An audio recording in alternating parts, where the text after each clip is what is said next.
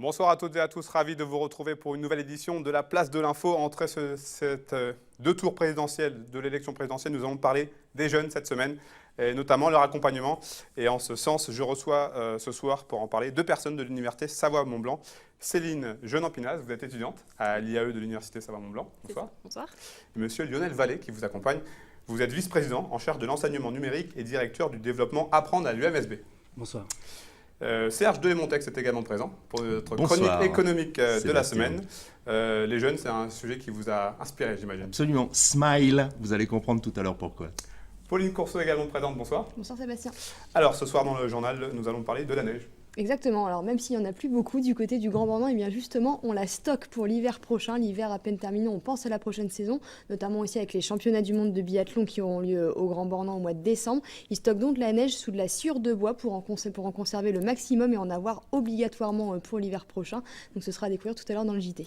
Et puis début de la série de la semaine avec un premier épisode qui nous fait prendre un peu d'altitude. C'est ça, la série sera consacrée aux loisirs un petit peu insolites cette semaine. C'est Guillaume Lescar qui s'est intéressé aujourd'hui au gyrocoptère. Alors c'est un peu comme un hélicoptère d'après ce que j'ai compris, mais alors qui ressemble à un hélico, donc sans moteur. On peut faire des balades au-dessus du lac d'Annecy, donc il est allé faire une petite balade. On aura quelques images assez sympas à découvrir tout à l'heure dans le journal. Merci Pauline, rendez-vous donc à 18h30 pour le JT de la rédaction. Allez, c'est parti pour cette place de l'info.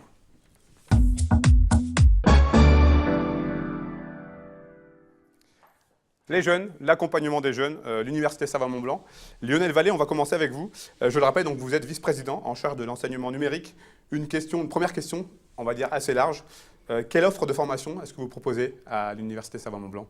Alors, pour parler de l'offre, peut-être parler en quelques mots de l'université. On accueille chaque année près de 15 000 étudiants sur 3 sites, 3 campus, en Savoie et en Haute-Savoie, qui viennent préparer des diplômes de Bac+2 à Bac+8, donc des diplômes DUT, licence, master, ingénieur ou doctorat. Dans tous les domaines, nous sommes une université pluridisciplinaire, hors santé, dans laquelle on a une large place à la formation professionnelle. Quelles sont les spécificités justement de ces formations ?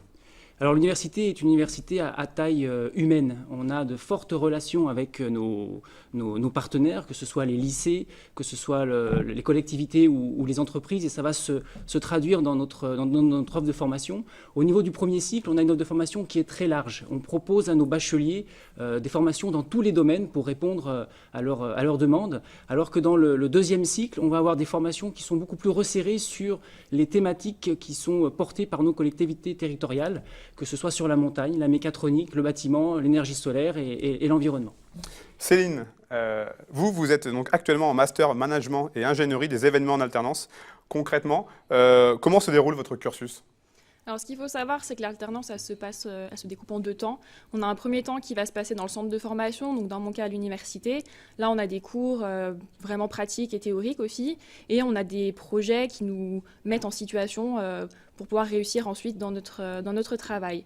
Et le deuxième temps, il va se passer dans une entreprise d'accueil, où là, on va pouvoir mettre en pratique tous les outils qu'on a vus pendant nos cours. Et vous avez choisi l'université ? Et c'est ça. Donc moi, plus spécifiquement, je suis en Master Management et Ingénierie des événements et je fais mon alternance à la Direction des Relations internationales de l'Université Savoie-Mont-Blanc.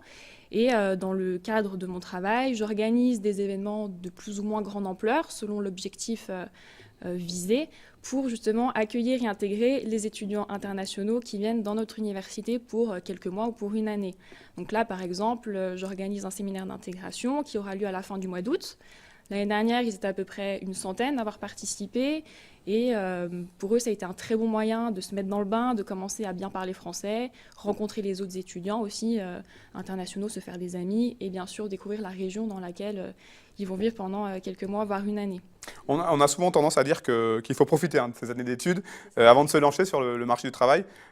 Pourtant, vous avez fait le choix de faire une alternance. En quoi c'est important justement pour vous, cette formation en alternance ? Ce qui est vraiment bien dans cette modalité de formation, c'est que en cours, on a la possibilité de rencontrer des professionnels. Très souvent, ce sont des chefs d'entreprise ou des chefs de projet qui viennent partager leur expérience.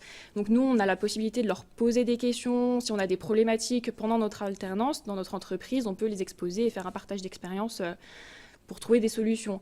Aussi, c'est pouvoir se confronter au monde du travail, voir qu'est-ce que c'est que le métier d'organisateur d'événements.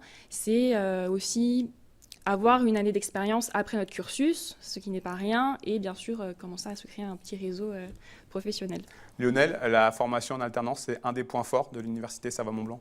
Oui, c'est un des points forts puisque nous avons plus de 70 formations qui sont proposées en alternance dans tous les domaines. Ça, c'est quelque chose d'important, pas uniquement dans les sciences et technologies. Maintenant, c'est ouvert à tous les domaines. Et c'est un type de formation où on va pouvoir travailler des innovations pédagogiques basées sur l'échange d'expériences, comme l'a cité Céline à l'instant. Vous êtes aussi en charge de l'innovation pédagogique. À quoi cela correspond-il? Qu'est-ce que ça veut dire concrètement? Alors l'innovation pédagogique, c'est le fait de faire évoluer nos pratiques pédagogiques et de proposer d'autres activités aux étudiants. Ça va travailler surtout sur la relation entre l'étudiant et l'enseignant. Aujourd'hui, on est dans un contexte social et sociétal qui a évolué. La connaissance est accessible partout, n'importe quand. Nous avons un nouveau public qui est connecté, voire hyper connecté. Et nous avons aussi à développer la formation tout au long de la vie. Donc tout ça nous questionne et nous amène à repenser un petit peu notre pratique pédagogique. Ce sont donc les étudiants qui sont les grands bénéficiaires de cette innovation pédagogique. Alors concrètement, l'innovation pédagogique, elle va remettre au centre l'étudiant et utiliser le présentiel pour mettre en œuvre des activités centrées sur l'étudiant. Céline, on a vu un peu plus tôt votre cursus, mais pourquoi est-ce que vous avez fait le choix de venir étudier ici, à l'Université Savoie-Mont-Blanc? Qu'est-ce qu'elle avait de mieux par rapport aux autres? Je ne sais pas si vous avez fait plusieurs fois, mais pourquoi ici précisément? Alors, il y a plusieurs raisons qui ont motivé mon choix, on va dire. La première, c'est pour l'offre de formation, qui est quand même très diversifiée, très importante, très, très intéressante. Il y en a pour tous les goûts. Et moi, j'ai été attirée par les langues étrangères. Et à l'université, il y a justement des formations langues étrangères appliquées. Je crois savoir que vous êtes partie au Royaume-Uni. Voilà, c'est ça. Et j'ai eu la chance, dans le cadre de mes études en langue étrangère appliquée, de partir une année à Cardiff, au Royaume-Uni, pour quelques mois. Pour vous, les étudiants, un accompagnement au plus près, comme celui que propose l'université, c'est quelque chose d'indispensable? Oui. Pour pouvoir avoir toutes les clés pour réussir plus tard, c'est vrai qu'un bon accompagnement et de nouvelles techniques pédagogiques, c'est vrai que c'est vraiment plaisant. Je me souviens qu'à mon époque, ce n'était pas forcément le cas et c'est peut-être quelque chose qui m'a manqué. Lionel, est-ce qu'il existe un accompagnement une fois que vos étudiants ont quitté le nid universitaire? En gros, est-ce que vous continuez à avoir des contacts avec les étudiants qui ont pris leur envol, qui sont maintenant sur le marché du travail? Alors, c'est des choses sur lesquelles on est en train de développer. On a déjà un réseau qui est en place dans les différentes composantes qui, effectivement, suivent les étudiants pour voir un petit peu quelle est leur évolution en termes d'employabilité, en termes d'activité. Et puis, on a aussi le fait de les faire intervenir dans les formations pour venir partager leur expérience, comme l'a cité tout à l'heure Céline. Le fait de partager par des professionnels qui sont en activité, c'est pédagogiquement aussi très, très bénéfique pour nos étudiants en place. Céline, est-ce que vous avez le sentiment qu'être accompagné comme vous l'êtes aujourd'hui, c'est quelque chose qui sera bénéfique pour la suite de votre carrière professionnelle? Oui, forcément, parce on acquiert justement un savoir et des techniques qu'on n'aurait pas spécialement vues avec d'autres méthodes d'apprentissage. Et plus tard, oui, bien forcément que ça va se répercuter. Déjà une petite idée de ce que vous voulez faire plus tard? Toujours dans l'événementiel? Toujours dans l'événementiel, après sportif, culturel. Moi, je suis assez ouverte sur ce type d'événements. J'aime les deux, donc pourquoi pas, ça peut être, peu importe, compétition sportive. Lionel, Céline, c'est le bon exemple d'élèves appliqués, on va dire avec une formation ici dans l'université. Ça doit être quelque chose qui vous confonde dans votre idée? Oui, c'est un très, très bon exemple d'étudiant actif qui mène son projet et son parcours professionnel selon son objectif. Et on a beaucoup d'étudiants comme ça à l'université et on travaille à cette individualisation des parcours pour répondre au mieux à la demande de ces étudiants qui sont plein de dynamique et plein de projets. Merci en tout cas pour votre venue sur notre plateau. On en sait un peu plus désormais sur la vie universitaire. Céline, bonne continuation pour la suite. Bon courage pour la suite de votre carrière. Et merci à vous en tout cas, monsieur Lionel Vallée. Merci. Une petite pause publicitaire et on se retrouve pour la seconde partie de la place de l'info. À tout de suite.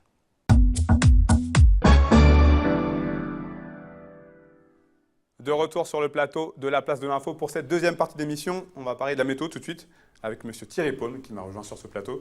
Thierry, bonsoir déjà. Est-ce que monsieur Thierry, la grisaille est de retour? Est-ce que ça va durer déjà? Oui, on n'est pas parti pour une semaine franchement ensoleillée et douce.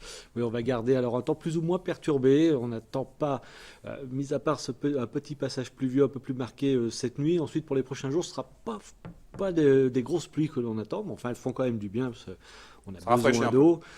Ça, pour rafraîchir, ça rafraîchit. On aura du mal à dépasser les 10 degrés demain après-midi. Limite puis neige vers 1200 mètres d'altitude environ, 1200-1400 mètres. Et puis de la pluie, surtout en matinée. L'après-midi, un peu moins, quelques averses, quelques petites éclaircies. Voilà, et on devrait garder ce type de temps pour la deuxième partie de cette semaine. Merci beaucoup Thierry, on vous retrouve après cette émission pour une météo plus complète. Serge Delay-Montex, rebonsoir. Bonsoir, Alors, Sébastien. au programme ce soir, vous allez nous parler du Smile. Oui, Qu'est-ce que c'est le Smile? On va sourire. C'est un très très beau salon. C'est une magnifique initiative puisqu'on parle des jeunes et surtout du rapport des jeunes avec les métiers et avec l'entreprise. C'est une initiative du Syndicat national du décolletage. Je rappelle, le décolletage, c'est cette activité, cette industrie qui se trouve dans toute la vallée de l'Arve et dans tout le département de la Haute-Savoie, voire même un peu en Savoie, qui consiste à faire des axes. Vous savez qu'il y a par exemple une entreprise de la vallée de l'Arve qui a une pièce dans chaque voiture qui roule dans le monde entier. Ah oui, C'est assez extraordinaire. Donc c'est une très belle activité qui est pourvoyeuse d'emplois, mais qui a beaucoup de mal à recruter parce que c'est vrai que, et vous le savez, l'industrie souffre d'une image assez négative. On pense plutôt à l'huile qu'à autre chose. Donc il faut attirer les jeunes vers cette filière pourvoyeuse de métiers techniques, des métiers bien rémunérés. Et il n'y a absolument pas de chômage dans cette filière.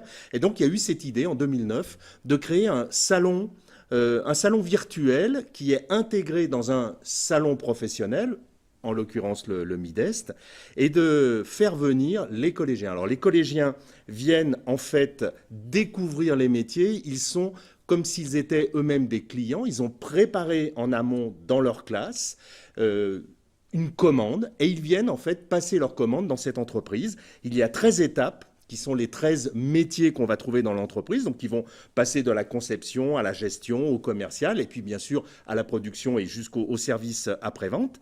Et ils sont accueillis en fait par des binômes qui sont composés de professionnels, ces professionnels qui expliquent chacun son rôle spécifique dans l'entreprise. Et il y a également des jeunes qui sont en formation et qui eux aussi peuvent accueillir ces collégiens.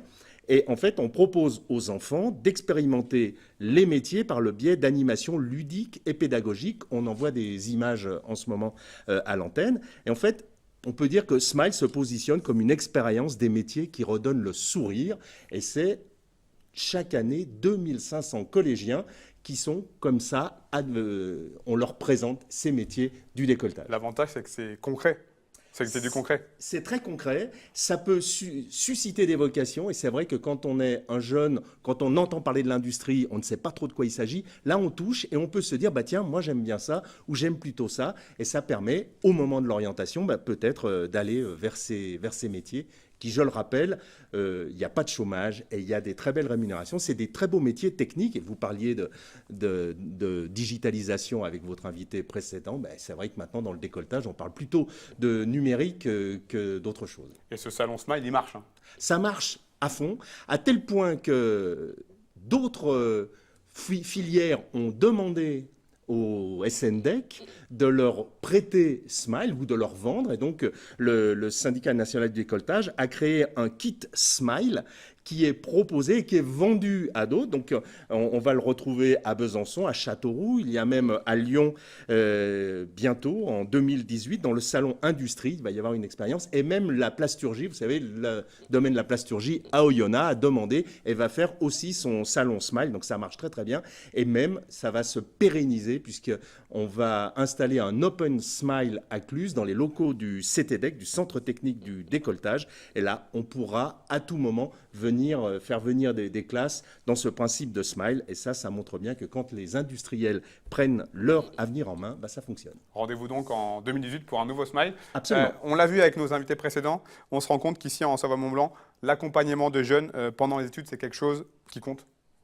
C'est indispensable. Et on l'a bien entendu, même maintenant, l'université qui avant était un peu dans sa tour d'ivoire, on leur reprochait un petit peu ça.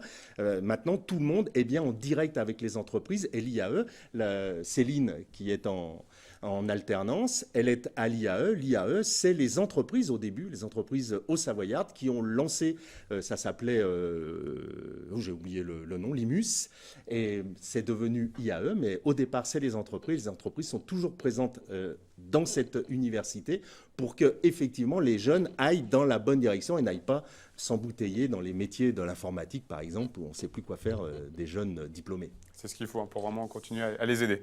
Merci en tout cas pour cette chronique, Merci Serge. à vous. Merci à vous pour votre fidélité. C'est terminé pour ce soir. On se retrouve très rapidement. Rendez-vous sur 8montblanc.fr pour voir ou revoir cette émission. Je vous souhaite à tous une bonne soirée. Au revoir.